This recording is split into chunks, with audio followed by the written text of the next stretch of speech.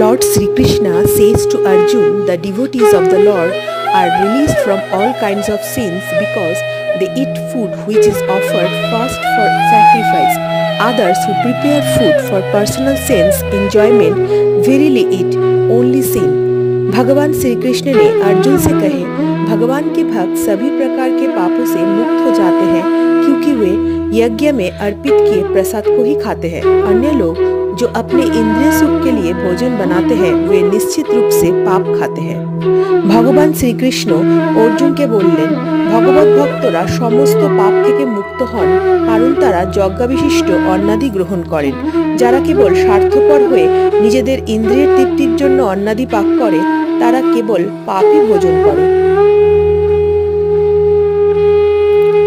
Lord Sri Krishna says to